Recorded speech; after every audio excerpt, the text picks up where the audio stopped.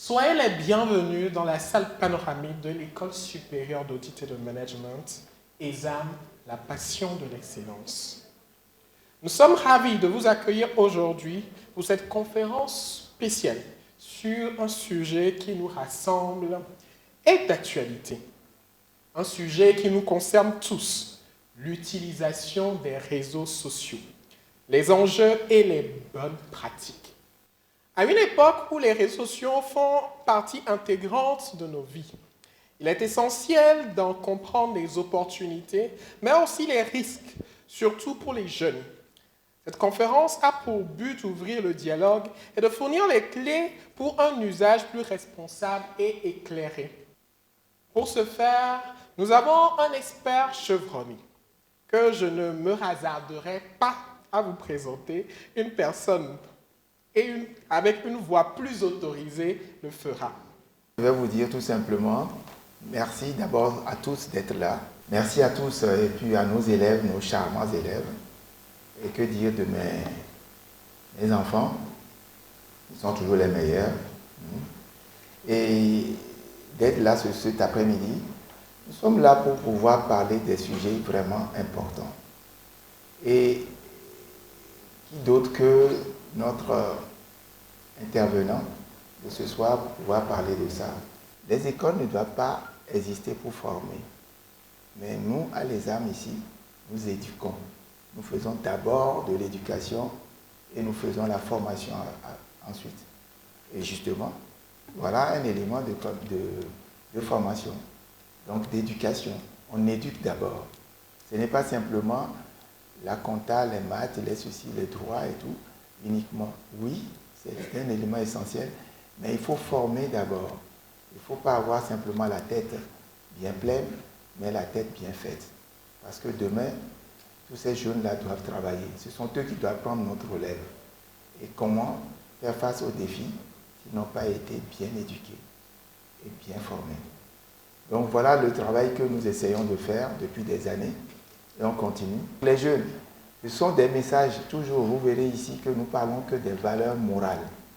Et nous avons 40 valeurs morales et principes qui animent cette école, sur lesquelles nous travaillons énormément. L'équité, l'empathie, l'amour, le respect de soi, le respect de la chose d'autrui, le respect des autres. Les autres ne sont pas nos ennemis. Donc ce sont des choses sur lesquelles nous martelons tout, parce que ces valeurs me tiennent à cœur. Donc ce soir, ce n'est pas moi qui vais faire la conférence. Je ne vais pas prendre beaucoup de temps pour notre ami le conférencier. Donc je vais laisser mon cher ami de venir me remplacer au micro. Et applaudissez le merveilleux monsieur. Le sujet que nous voulons aborder est un sujet qui intéresse en fait tout le monde. Quand je dis tout le monde, c'est de l'enfant en passant par les jeunes aux plus âgés. Le thème est libellé de la manière suivante, du bon usage des réseaux sociaux par les jeunes. Quand on dit bon usage, ça veut dire qu'il y a un mauvais usage et qui impacte négativement l'éducation et l'avenir des jeunes. Et comme le DG l'a dit tout à l'heure, ceux qui sont préoccupés par le bien-être ou le bon avenir des apprenants ne peuvent pas croiser les bras. C'est pour cela que, ayant vu les préoccupations des parents, ayant vu les préoccupations même des apprenants, eh bien, il s'est dit, il faut qu'on développe cette thématique-là à l'endroit des apprenants d'une manière générale, les étudiants y compris. Avant d'entrer dans le sujet, on va, disons, déblayer le terrain. Déblayer le terrain suppose que nous allons peut-être vous rappeler certaines choses que vous savez déjà, mais pour certains, c'est la première fois qu'ils apprennent ce que nous allons dire. Il y a deux éléments de préalable. Le premier, c'est comment on prend note quand vous venez pour une rencontre d'apprentissage comme celle-ci. Parce qu'une rencontre d'apprentissage n'est pas un spectacle. On n'est pas venu pour un spectacle où voilà, on vient juste se réjouir et puis voir les prestations et on se disperse. Non. On est venu pour un travail intellectuel. Quand on dit conférence d'actualité, c'est un mode d'apprentissage. qui vient compléter ce que vous apprenez par les cours que vous recevez, quel que soit le niveau. Et comme ça, vous sortez de l'école comme un citoyen complet. Parce que si ces conférences ne sont pas organisées, ce qui va se passer, l'enfant ou le jeune va se retrouver dans une situation de vie. Ce n'est pas avec comptabilité qui va résoudre le problème. Ce n'est pas avec anglais qui va résoudre le problème. Ce n'est pas avec la philo qui va résoudre le problème. Il va résoudre le problème avec ce qu'on appelle les compétences de vie courante. Et une thématique comme celle-ci fait partie des compétences de vie courante qui vient compléter en réalité ce que vous avez appris dans vos disciplines, selon vos filières et autres, etc., etc. Et donc, les spécialistes, les grands pédagogues ont réfléchi et ils ont sorti ce qu'ils appellent les 3 points des techniques de prise de notes. Je sais que les étudiants de l'ESAM, eux, ils sont en avance parce que, disons, la direction a pris toutes les dispositions pour que déjà à la rentrée, qu'on leur montre comment on fait. Parce que vous ne pouvez pas être à la sortie pour être dans la vie active et vous ne savez pas comment on prend note. Donc, c'est déjà un point d'honneur pour l'école et pour le directeur qui a pris toutes les dispositions que les choses se passent ainsi. Mais pour nos jeunes qui sont venus des collèges, des lycées qui sont avec nous dans cette salle, c'est le lieu de le leur apprendre ou de le leur rappeler. Alors ça m'amène rapidement à décliner les 3 points des techniques de prise de notes. Parce que c'est en fonction de la manière dont tu as pris note que dépendra le rapport bien structuré que tu vas produire. Si tu ne sais pas prendre note, tu vas produire un rapport de coq à l'âne. Tu présentes à quelqu'un, la personne ne sait même pas par où tu es passé, tu as commencé par quoi. C'est-à-dire les idées sont mélangées. Non.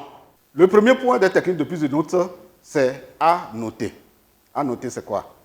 C'est-à-dire que la personne développe un concept, une idée, une problématique, et il y a des éléments nouveaux. Ça peut être un mot, ça peut être un concept, ça peut être une idée. Si c'est nouveau, tu mets dans la colonne annoter. Parce que la technique de prise de notes, eh bien, en fait, si c'est une feuille, vous la divisez en 3 parties. Première partie, annoter. Au milieu, à discuter. Et la 3e colonne, c'est à faire. Maintenant, je suis en train donc de décliner qu'est-ce qu'on met dans à noter, qu'est-ce qu'on met dans à discuter et qu'est-ce qu'on met dans à faire. De telle sorte que quand tu vas t'asseoir pour rédiger le rapport, tu utilises maintenant les connecteurs logiques pour qu'il y ait une certaine logique, une certaine rigueur entre le à noter et à discuter et entre à discuter et à faire. Et comme ça, tu auras produit un rapport qui démontre que tu étais là de corps et d'esprit. Parce que certains sont dans les établissements, ils sont là de corps, ils ne sont pas là d'esprit. Ça veut dire que leur présence n'était même pas nécessaire parce que ça ne leur servait à rien. À noter, comme je le dis, ce que tu ne savais pas, c'est pas ce que tu mets. Maintenant, le à discuter, c'est quoi? C'est des concepts, c'est des mots nouveaux, c'est des idées nouvelles. Tu fais tirer et tu mets point d'interrogation pour dire que tu vas revenir là-dessus. À discuter. Ça t'envoie sur quoi? Sur la piste royale de la recherche. Ça peut t'amener vers une personne ressource. Ça peut t'amener à faire une recherche, voilà, et autres. Les sources de recherche, vous les connaissez. Je ne vais pas m'attarder là-dessus. Et la dernière colonne, c'est à faire. Ça veut dire que je ne terminerai pas cette conférence sans vous donner du devoir, comme les professeurs vous donnent des devoirs. Le à faire, c'est cela. Oui, vous avez un devoir à faire après. Alors, donc voilà les 3 points de technique de prise de notes. Le deuxième élément de préalable, c'est quoi? C'est que quand vous venez pour apprendre, il y a que vous devez activer votre concentration. Maintenant, la question de voir quelle est la différence entre la concentration et l'attention. J'entends un bruit, je ne sais pas de quoi il est question. Eh bien, je suis concentré. Ça veut dire que j'ai demandé, j'ai habitué, j'ai cultivé mon cerveau à ne pas traiter ce genre d'informations.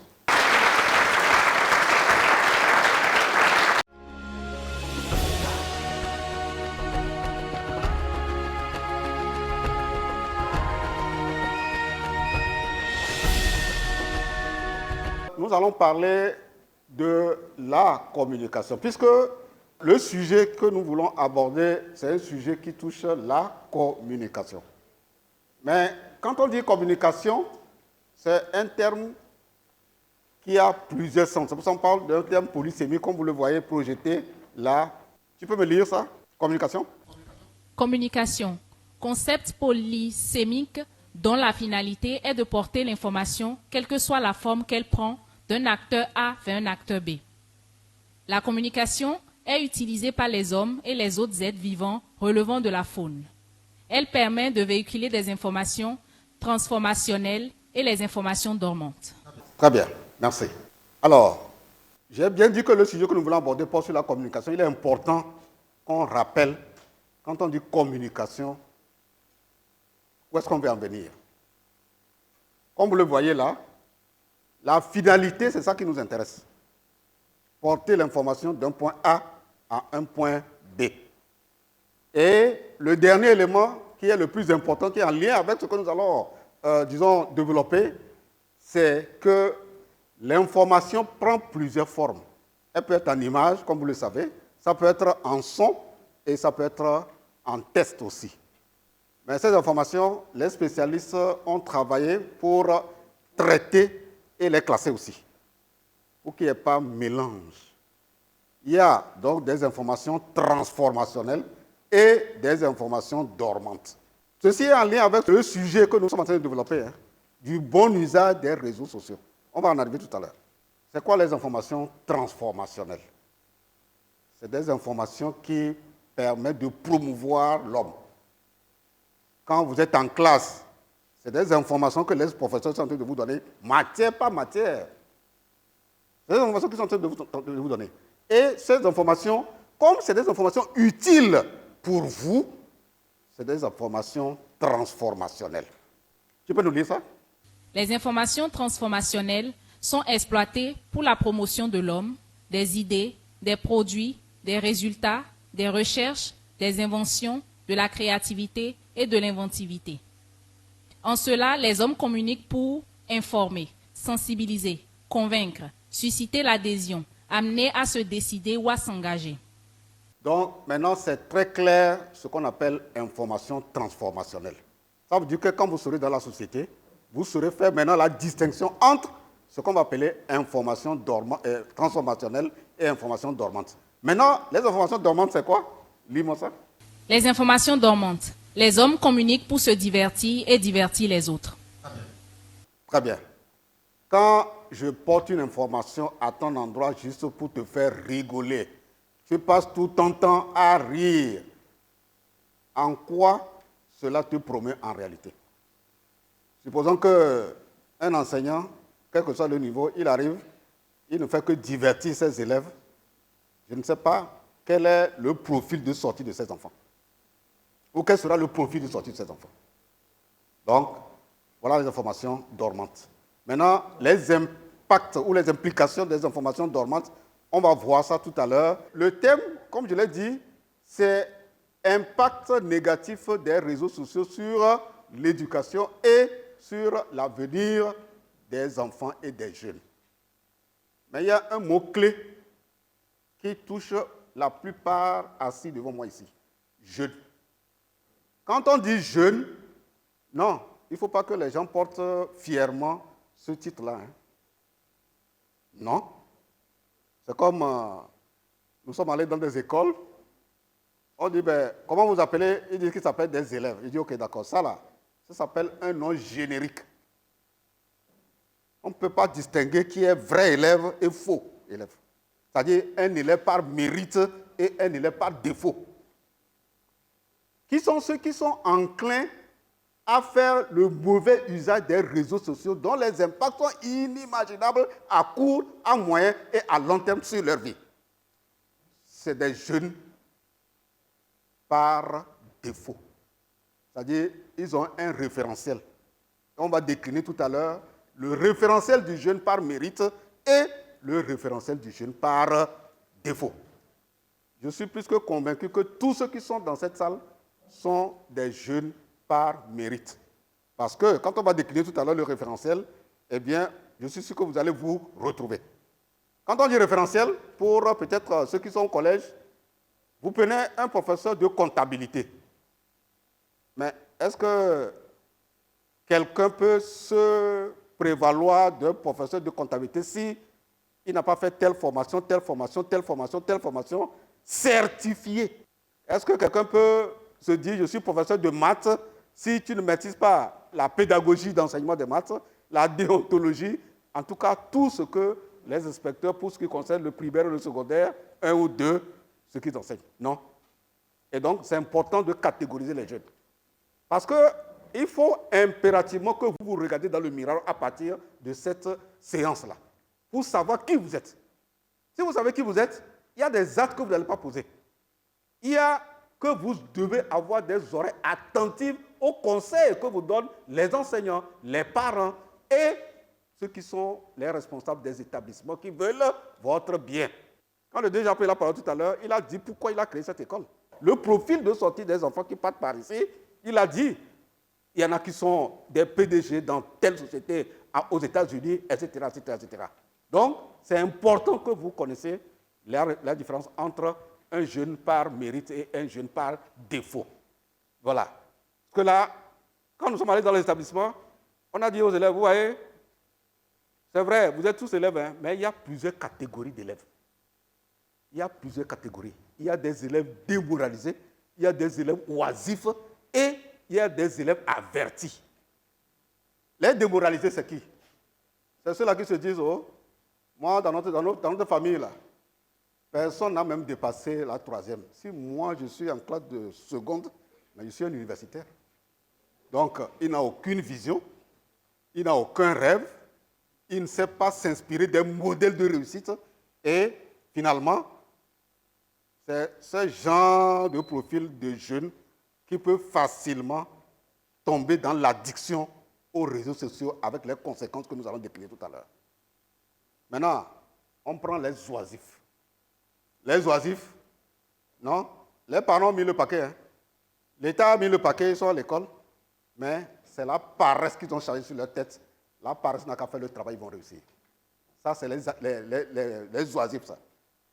Après, on a la vraie catégorie, celle qui est dite d'être appelée jeune par mérite. Un apprenant averti. Il est averti que la réussite est au bout de l'effort. Il est averti qu'il doit respecter les autres. Il est averti qu'il doit apprendre. Il est averti qu'il doit faire un bon usage de son temps, etc., etc. S'il te plaît, décris-moi le profil du jeune par mérite. Le jeune par mérite, c'est celui qui sait faire un bon usage de son temps. Fait la planification de son temps par un emploi du temps. C'est celui-là qui sait faire un bon usage des réseaux sociaux, qui exploite à bon escient ses ressources financières, qui sait distinguer le vrai du faux et donc qui a l'esprit de discernement, qui travaille d'abord avec ses divertissements sains pour son bien-être physique, moral, mental et spirituel. C'est celui-là qui a conscience que son intérêt se trouve dans le travail et surtout le travail bien fait. Quand le DG a pris la parole, il a relevé certaines valeurs sur lesquelles les âmes est fondée et qui s'évertue au jour le jour de réinvestir ces valeurs-là dans votre vie avant que vous ne sortiez d'ici pour être des responsables dignes pour la République. Voilà, ce n'est que quelques éléments du référentiel d'un jeune par mérite. Maintenant, le référentiel du jeune par défaut. On est en train d'aller vers les inconvénients sur l'éducation et sur l'avenir du jeune qui fait une mauvaise exploitation des réseaux sociaux. Et je vais le dire tout à l'heure, quand on dit mauvaise exploitation là, il faut qu'on comprenne de quoi on parle en réalité. Ça, c'est quelque chose de très important. Allons-y. Le jeune par défaut, c'est celui-là qui s'est donné à l'addiction aux jeux vidéo, l'addiction au feuilleton, l'addiction à l'utilisation du téléphone, égo surdimensionné, parler de soi à longueur de journée sur les réseaux sociaux. C'est celui-là aussi qui a divulgué ou qui divulgue sa vie privée par des photos de soi ou de sa famille. Voilà. Voilà le jeune par défaut. Lui là, il n'a aucune vision, il ne sait pas où il va. Et donc, addiction aux jeux vidéo. C'est-à-dire, il se délecte, il adore, il aime ça. Et il consacre son temps à ceci. Je ne sais pas en quoi cela va promouvoir son ascension sociale demain. Je ne sais pas en quoi cela va contribuer à sa prospérité économique, financière, intellectuelle, etc., etc., etc. Addiction au feuilleton, les novellas. Vous allez dans les maisons, il n'y a que ça que les gens voient dans les maisons. Là encore, on n'a même pas appris aux gens ce qu'on appelle exploitation pédagogique des feuilletons. Peut-être qu'un jour, l'occasion se présentera, on va en parler. L'exploitation que tu en fais qui pose en réalité problème. Et bien, on peut apprendre aux parents, on peut apprendre aux enseignants, on peut apprendre même aux élèves comment on fait une exploitation pédagogique et donc éducative des feuilletons. Les jeunes font usage de leur corps comme ils veulent, alors que celui qui a créé le corps et le sexe, il a bel et bien mis une outil d'utilisation. Bel et bien. Vous devez le savoir. Si vous ne le savez pas, c'est ça qui va vous dire tout demain. Ok, on y va. Ouais, il passe toute sa journée, voilà, le portable, il bavade seulement. Voilà, ça bavade, et après, il prend son image et rapidement, il verse sur les réseaux sociaux, etc. Il prend son temps là pour ça. Voilà, réseaux sociaux, notices d'utilisation. C'est-à-dire que quand on a créé les réseaux sociaux, c'est à des fins positives, c'est pour que ça puisse aider les gens. Mais, comme ils ont ignoré la notice d'utilisation, ils en font une exploitation qui va à l'envers des objectifs pour lesquels les réseaux sociaux ont été créés. Définition. C'est un véhicule, c'est-à-dire un moyen de transport des informations, des images, des sons, à l'instar de la télévision, de la radio, de l'Internet et des autres applications de l'intelligence artificielle. Très bien. On a bien dit, j'aurais pu mettre véhicule en gras là-bas. Parce que souvent, quand on dit véhicule, nous pensons tout de suite à voiture. Non. Véhicule, c'est quelque chose qui permet de transporter quelque chose, c'est tout. Donc, la caméra transporte quoi? Les images. C'est un véhicule, on a déjà dit. C'est un espace virtuel où sont déversés de tout genre d'informations et d'images sans aucun contrôle. Ouais. Quelqu'un se lève, il remplit d'âneries son WhatsApp et il déverse. Qui contrôle le contenu? Le contenu n'est pas contrôlé. C'est cela. Allons-y. Un réseau social est une plateforme en ligne qui permet aux individus et aux groupes ou aux organisations de se connecter, d'interagir et de partager divers types de contenus tels que des textes, des images, vidéos, documents ou liens. Très bien. Ça, c'est la bonne définition du réseau social. Dans un langage soutenu, c'est ce qu'il faut comprendre. Allons-y. Différents types de réseaux sociaux. Nous avons le WhatsApp, Instagram, TikTok, Telegram ou autres. Des réseaux sociaux et impact négatif de l'addiction aux réseaux sociaux sur les jeunes. 1. Usage éducatif. Ok. Vous êtes en train de comprendre, le thème dit bien du bon usage des réseaux sociaux par les jeunes. On a juste déblayé le terrain pour que vous fassiez une comparaison entre le mauvais usage par le jeune par défaut et le bon usage par le jeune par mérite. Vous pouvez faire des recherches avec, comme on l'a mis là. Voilà, faire des recherches selon ton domaine. Est-ce que tu es en apprentissage, dans un centre d'apprentissage? Est-ce que tu es étudiant dans tel domaine ou dans tel autre? Est-ce que tu es élève? Tu dois comprendre que pour compléter ce que le professeur t'a donné, tu peux faire des recherches à partir. Beaucoup d'élèves et d'étudiants savent ça déjà. Ce n'est pas du nouveau. Le jeune par mérite, c'est que quand il va sur les réseaux sociaux, c'est les modèles de réussite qui sont semblables à un jeune par mérite. C'est ça qu'il va copier. Derrière ce qu'on appelle réseaux sociaux, c'est une affaire d'orientation scolaire et professionnelle. Parce qu'il faut te spécialiser dans la conception des réseaux sociaux, tel qu'on l'a dit là. L'autre chose que je ne vous avais pas dit, c'est que quand on dit réseau social en tant qu'outil de communication, ce n'est pas l'outil lui-même qui pose problème. C'est les informations, parce qu'on a bien dit que la communication prend plusieurs formes. Ce n'est pas par hasard que nous avons dit au début les formes que ça prend. Alors, l'utilisation que fait celui qui accède aux informations transmises par le canal des réseaux sociaux, l'utilisation qu'il fait, c'est ça qui est en réalité le problème. Quand on parle du mauvais usage des réseaux sociaux, là, on veut parler de quoi? On veut parler de au moins 3 choses. La première, c'est le temps que vous avez consacré pour des inutilités que vous voyez sur les réseaux sociaux. Deuxième élément, c'est l'argent que vous utilisez, puisqu'il faut payer la connexion. Et le troisième élément, c'est la sexualité qu'on a versée, waouh, comme disent les Ivoiriens là. Dès que vous vous connectez, les toutes premières images, c'est les images de sexualité. Et comme les jeunes, par défaut, adorent ça, se délectent de ces genres d'images, ça pose problème parce que quand tu te délectes de ça, l'impact c'est quoi? C'est que tu vas consacrer tout ton temps, au lieu d'apprendre des choses sérieuses, tu consacres ton temps à cela. Ça pose réellement problème. Donc, usage éducatif, il y a plein d'éléments. Usage professionnel, c'est l'utilisation de ces canaux pour obtenir des données, des informations en lien avec son travail et sa formation. On est toujours dans l'usage, ça c'est l'usage professionnel. Établir des relations d'affaires, partager des expertises. Usage professionnel. Donc, il y a qu'on peut utiliser les réseaux sociaux à plusieurs fins. En fait, c'est ce qu'on veut dire. 3. Usage commercial. Vendre en ligne grâce à des campagnes ciblées et des interactions en temps réel. Promouvoir les produits. Renforcer la relation client et vendre directement en ligne. Alors, on continue avec les PowerPoint. Usage biblique et spirituel. Partage des messages bibliques. Réunions en ligne entre fidèles. Rencontres à travers les collaboratifs d'apprentissage, Teams, Zoom, etc. Mais au temps de la Covid, tous les pasteurs pratiquement qui ont le dispositif technique ont innové. Et ça continue jusqu'à aujourd'hui. Impact négatif de l'addiction aux réseaux sociaux sur le jeune. Voilà. Comme je l'ai dit entre-temps, quand on dit impact négatif, c'est 3 éléments. Les questions de se délecter des images de sexualité qu'on a versées sur les réseaux sociaux. Et ensuite, le temps que vous consacrez et les ressources financières qui sont mal gérées parce que cet argent devait être utilisé à une fin utile, mais tu as préféré mettre du crédit pour aller sur des négativités. C'est de ça qu'il est question. Ça fait perdre du temps, ça m'amène à l'incompétence. Ça, c'est les inconvénients.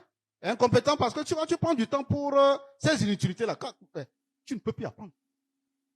Au lieu de lire des documents, au lieu de suivre des cours, au lieu de réviser, au lieu de discuter de ce que tu n'as pas bien maîtrisé avec ceux-là qui sont presque, des jokers dans telle matière, dans telle autre, non, ton temps est pour autre chose et donc, finalement, tu vas échouer. Et quand tu échoues, eh bien, tu es un incompétent. Les addictions, adopter des distractions en créant des événements pour détruire l'attention de l'essentiel. Sur le plan intellectuel, Allons-y. s'alimenter des fake news ou fausses informations. Ah oui. Quand tu t'adonnes à cela, eh bien, comme tu n'as pas l'esprit de discernement, parce qu'on avait dit que le jeune, par mérite, c'est celui qui a l'esprit de discernement. Il sait discerner le vrai du faux. Non? Eh bien, sur le plan intellectuel, il n'a rien dans sa tête que des conneries à partager. Donc, intellectuellement, on ne peut pas composer avec lui. Son avenir est sombre. Voilà. Et donc, il a besoin d'être sensibilisé. Amène à tomber dans l'amour des futilités par l'usage des fausses informations, par exemple sur TikTok, pour oublier l'essentiel. Très bien. On va en arriver là, parce que il faut qu'on voit quelqu'un qui est tombé là-dedans. Parce que pour moi, ça va être une des questions. Quelqu'un qui est tombé dans l'addiction au sexe, par les réseaux sociaux, dans toutes sortes d'addictions, est-ce qu'il peut s'en sortir? La réponse est bel et bien oui. On va donner la réponse tout à l'heure. Addition aux fausses informations, aux fake news, à la fois aveugle aux publications sur les réseaux sociaux. Incapacité d'analyse des problèmes et de discernement. Incapacité d'apporter ses contributions par des réflexions constructives. Il subit les analyses et réflexions des autres. Raisonnement erroné, fondé sur des réalités fictives, imaginaires, inspirées de réseaux sociaux. Ah, comme il ne s'est pas tavisé, maintenant, comment on fait la distinction entre les fake news et les vrais? On va en parler tout à l'heure. Et comment il faut s'en sortir, on va en parler tout à l'heure. Allons-y. Sur le plan financier et de la gestion du temps. Utiliser son argent à perte. Forte probabilité d'être atteint par la pauvreté. Celui qui s'adonne aux réseaux sociaux là, voilà comment on peut le reconnaître. Sur le plan social. Identification aux mauvais modèles, aux attitudes subversives, en habillement, en comportement déviant. Ah, aujourd'hui les gens s'habillent. Aujourd'hui, les gens s'habillent parce que les Européens s'habillent comme ils veulent. Donc, nous aussi, nos garçons, nos filles s'habillent comme ils veulent. Tu vas dans la rue, des jeunes garçons avec des boucles d'oreilles. Si toi, garçon, tu mets boucles d'oreilles là, finalement, la fille, elle va mettre quoi? Sois sérieux? Non, parce que quand vous voyez des choses comme ça, il faut vous interroger. Il faut vous interroger. Il faut s'interroger. Se dire, mais attends, est-ce qu'il y a quelque chose qui ne va pas? Est-ce que nous ne sommes pas en train de fouler nos valeurs aux pieds? Il faut s'interroger. Le jeune pas mérite, quand il voit ça, lui va se dire, il ne va jamais tomber dans cette affaire-là. Qui peut venir me convaincre de faire comme toi, en mettant des boucles d'oreilles? C'est possible? Perte de ses valeurs, de sa dignité, de son identité. Quand tu mets beaucoup d'oreilles là, est-ce que tu as une identité, tu as une valeur? Quand tu portes pantalon, au lieu de mettre ceinture proprement là, tu le mets au niveau des cuisses là. C'est ce que les surveillants, les proviseurs souffrent dans les établissements. La responsabilité des jeunes dans le bon usage des réseaux sociaux. C'est la dernière partie pour qu'on aille à la question. La question de voir, mais ok, sur les réseaux sociaux, il y a des jeunes qui font un mauvais usage en ne s'imaginant pas les impacts à court, à moyen et à long terme. Qu'est-ce qu'il faut faire? Est-ce qu'on va, disons, croiser les bras pour se plaindre? Non, ce n'est pas les constats et les plaintes qui changent les choses, mais c'est l'action sur les constats et qui change les choses. Et donc, vous avez une responsabilité en tant que jeune. La première responsabilité, c'est celle que le DG des armées est en train d'assumer comme ça. Sinon, il n'allait pas convoquer cette réunion. Non. Lui, il est en train de jouer sa part. Les chefs d'enseignement qui ont compris et qui ont fait venir leurs élèves sont en train de jouer leur part. Maintenant, vous, qui êtes concernés au premier rang, vous avez une part à jouer. On va commencer par une des questions. J'avais dit que, est-ce que c'est possible de sortir des addictions? Un jeune qui est tombé dans l'addiction au sexe et autres là, est-ce que c'est possible? Le premier moyen dont dispose le jeune qui est addict aux réseaux sociaux et autres, c'est sa volonté, sa détermination à dire, je ne vais plus faire ce que je faisais. Je le faisais par ignorance. Acte numéro 1. Et ça, c'est Dieu qui a mis ça dans notre cœur, hein, dans notre vie. La volonté, la détermination, il a mis, il demande d'activer. Premier élément. Oui, vouloir le faire. Premier élément. Le deuxième élément, pour s'en sortir, c'est les documents. Il y a des publications qui montrent ce que sont devenus les fins tragiques de ceux qui ont fait les mauvaises exploitations des réseaux sociaux. Il y a des documents. Ça, c'est les moyens matériels. Maintenant, les moyens humains, c'est quoi? Mais c'est les professeurs, c'est tous ceux qui sont là-dedans que vous connaissez, qui peuvent vous montrer comment on peut créer un contenu contraire à ce qui décime les jeunes. Il y a les moyens donc intellectuels, les moyens humains, les moyens matériels, et en dernière position vient les moyens financiers. Donc, si tu es un jeune, tu mets les charrues devant les bœufs, ne t'attends pas à réussir. Hein. Ne prends pas l'argent pour dire que parce qu'il n'y a pas l'argent, ceci. Mais il n'y a pas l'argent. S'il y a des gens qui peuvent t'aider, ça veut dire que Dieu t'a donné les moyens, non? C'est ça que ça veut dire? Pourquoi tu mets l'argent au premier rang? Il y a un problème. Donc, si tu veux t'en sortir, c'est toi d'abord qui dois décider. Si tu as compris que ça ne t'arrange pas et que vraiment ta vie sera par prendre un cours moins l'infini, si tu as compris que c'est cela, eh bien, tu dois te décider pour dire, non, je vais arrêter à partir de ce moment. Je vais migrer vers la posture d'un jeune par mérite. Et il y a la sensibilisation. Ce que le jeune doit faire, deuxième partie. Lutter contre les addictions, travailler pour s'en sortir. Apprendre à reconnaître, identifier les sources, lutter contre les fake news. Très bien. Lutter contre les fake news. Une aussi des questions fondamentales. Comment on lutte contre les fake news? Comment on arrive à détecter les vraies informations, des fausses informations? Je vous renvoie par un contact, un spécialiste dans le domaine. Parce que moi, je ne suis pas spécialiste dans le domaine. Son contact est là, hein. Je l'ai mis, avant de voir. Charles Condicel. Très bien. Il est spécialiste dans la formation pour détecter les vraies informations des fausses informations. Est-ce que c'est des vidéos? Est-ce que c'est des images photos? Est-ce que c'est des écrits? Il va vous montrer comment on fait. Ça, c'est dans à faire. Parce que créer son emploi privé à partir des compétences sur les réseaux sociaux. Les gens sont à la maison, ils gagnent de l'argent. Vous savez ça? Et d'autres perdent de l'argent à partir des réseaux sociaux. D'autres gaspillent de l'argent à partir des réseaux sociaux. Comment on gagne l'argent à partir des réseaux sociaux? Mais les professeurs spécialisés dans le domaine sont là. Les écoles comme les examens et autres là, les spécialistes sont là, ils vont vous dire comment on fait. Donc, les métiers d'avenir, si tu ne veux pas chômer, il faut apprendre comment on cherche l'argent à partir des réseaux sociaux. Oui. Donc, c'est pour ça que je parlais de l'orientation qui est derrière cette affaire-là. OK. Je crois que c'est l'essentiel de ce que j'avais voulu partager avec vous.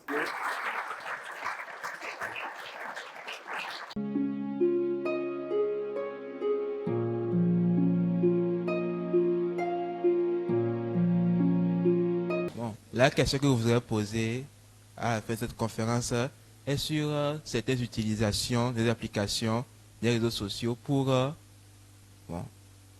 éviter de tomber dans les addictions et aussi pour pouvoir bien les utiliser. Parce que je n'avais pas bien compris cette partie. D'accord. J'aimerais savoir son point de vue sur un élève en classe de terminale qui n'a aucun moyen de recherche, téléphone par exemple, parce que ses parents de la vieille école disent que il a blé quoi. Un truc comme ça, merci. Qu'est-ce qui fait la différence entre un jeune passionné des réseaux sociaux et celui addict? Pensez-vous qu'un jeune homme addict des réseaux sociaux est-il vraiment un échec pour la société? Alors, je remercie les uns les autres pour l'intérêt porté au contenu de la communication. Ça prouve que vous étiez là de corps et d'esprit. Alors, la première préoccupation, comment utiliser les réseaux sociaux comme moteur de recherche. En fait, ta question touche la rubrique utilisation à bon escient des réseaux sociaux. C'est cette rubrique-là. Et on a parlé de l'utilisation éducative, commerciale, professionnelle et spirituelle même. C'est cela. La réponse, c'est que tu dois apprendre les moteurs de recherche. Il y a des sites éducatifs. Il faut apprendre, ça s'apprend. Donc, tu peux décider qu'on t'initie à cela. Et pour t'initier, certains professeurs savent le faire déjà. Donc, ça veut dire que dans ton établissement, tu peux trouver des ressources humaines pour t'aider à pouvoir faire des recherches dans le domaine. Tu fais un cours, par exemple, de philo, de SVT, selon ta matière. Comment tu vas faire la recherche sur Google pour avoir des informations que le professeur n'a pas pu partager avec toi? Ou alors, toi, tu peux agir par anticipation. C'est-à-dire que le professeur vous annonce aujourd'hui que le lendemain, le cours va porter sur tel chapitre.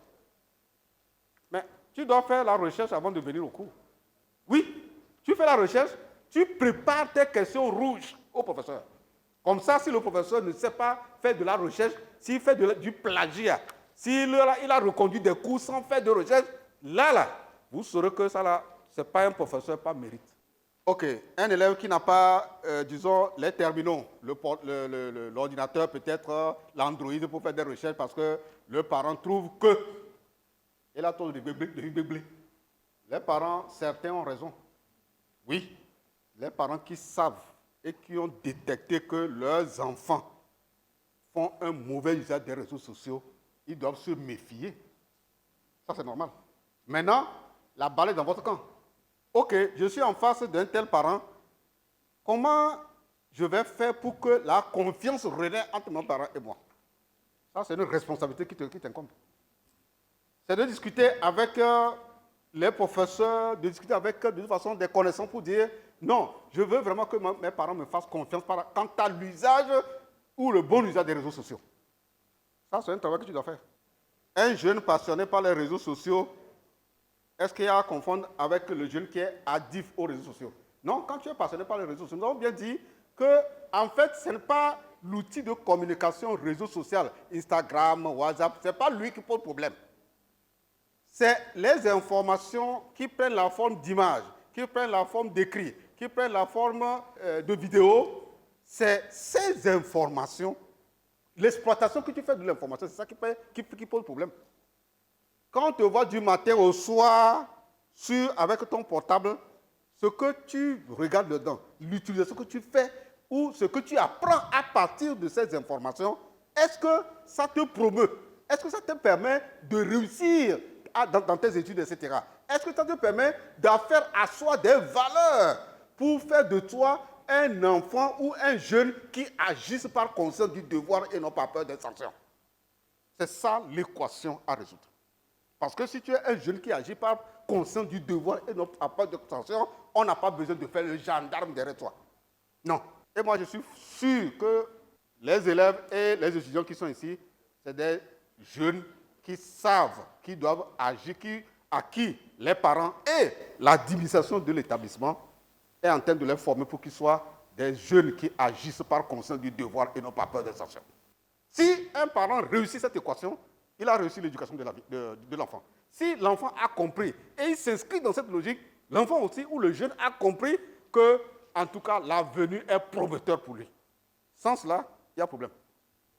Donc, ce n'est pas parce qu'on te voit du matin au soir sur les réseaux sociaux que ça pose problème. C'est toi qui dois savoir. C'est pour ça qu'il faut que tu actives ta conscience pour savoir que ce que tu cherches à travers ce que tu es en train de regarder sur les réseaux sociaux. Il y a des gens, ils sont des autodidactes, n'est-ce pas? Ils ne vont pas au cours, mais tous les cours, c'est sûr. Mais ça veut dire que du matin au soir, il est sur les réseaux sociaux. Il n'est pas en train de regarder des images, comment ça s'appelle, de Sodome et de Gomorrhe qu'on a déversées sur les réseaux sociaux là. C'est pas ça qu'il est en train de regarder. Il est en train de faire des exercices. Il est en train de changer. Il est dans le processus, ou bien dans l'espace collaboratif d'apprentissage. Il est en discussion avec d'autres camarades, des professeurs, etc., pour apprendre. Mais dans ce cas, ce n'est pas parce qu'on t'a vu donc, durant toute la journée sur les réseaux sociaux qu'on va dire que tu es en train de faire de mauvaises choses. Non. L'essentiel, c'est de t'éduquer à ce que tu agisses par conscience du devoir et non par peur de sanction pour être un élève ou un jeune par mérite. C'est ça qui est important. Voilà. En quoi s'orienter vers les maths peut permettre de sortir des addictions? Non, en fait, je n'ai pas dit que si tu fais les maths, tu vas sortir de l'addiction. Non, ce n'est pas ce que j'ai dit. Pour sortir de l'addiction, il faut te décider que l'addiction par l'usage, le mauvais usage. Parce qu'il y a une sorte d'addiction qui n'est pas le mauvais usage. Et un des étudiants pourrait poser la question, il va donner la réponse. C'est parce qu'on voit un élève toute la journée sur WhatsApp, en tout cas sur les réseaux sociaux, qu'on va dire qu'il y a addiction et qu'il fait un mauvais usage. Non, c'est le contenu, l'exploitation qui fait du contenu, c'est ça qui fait le problème. Donc, par rapport, toi, à ta question, ce n'est pas les mathématiques. J'ai fait juste allusion aux applications des mathématiques qui donnent ces outils. L'application des mathématiques donne tant, ça permet de créer les applications, les réseaux sociaux là. C'est ce que j'ai dit. Voilà. Donc, ce n'est pas mathématiques qui permettent de faire sortir de l'addiction aux réseaux sociaux. Non, ce n'est pas ça. Maintenant, vous voulez créer un journal digital. C'est une bonne chose, mais ce qu'il faut faire, il faut faire le lien entre ce que vous voulez faire et votre avenir. Puisque le thème est clair. Le thème dit du bon usage des réseaux sociaux. Comment on fait une exploitation des réseaux sociaux pour que ton éducation et ton avenir soient prometteurs. C'est le sujet que nous sommes en train d'aborder. Vous voyez? Et donc, si vous voulez créer le journal digital, il faut faire le lien. Il faut faire le lien avec l'orientation. Est-ce que ça peut vous permettre de vous spécialiser, par exemple? Tu peux devenir un journaliste freelance.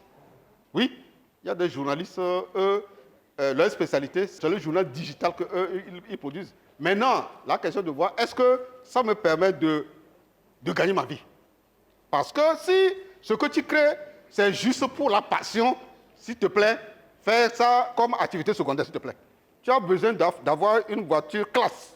Oui. Oui. Tu as besoin d'être dans un confort parce que tout le monde mérite ça. Mais il faut te battre pour y arriver. Mais si tu le fais par passion, mais la question de voir ça là, il ne faut pas faire ça par passion et tu cherches l'argent d'Aïmol ou même tu ne trouves même pas. Il y a un problème. Tu as vu, non? Non. Quand tu veux faire un choix en tant que jeune, fais le lien avec l'orientation pour voir en quoi cela va m'aider véritablement à en faire un métier et un métier qui va nourrir son homme. Cette question elle est fondamentale. C'est pour ça que nous vous disons que vous devez vous asseoir. En toute chose, il faut s'asseoir pour écrire, pour poser des questions clés. Tu dois poser, tu dois interroger. Quand j'expliquais la question d'orientation aux élèves, je leur dis, voyez, si vous voulez faire un bon choix, il y a une méthodologie.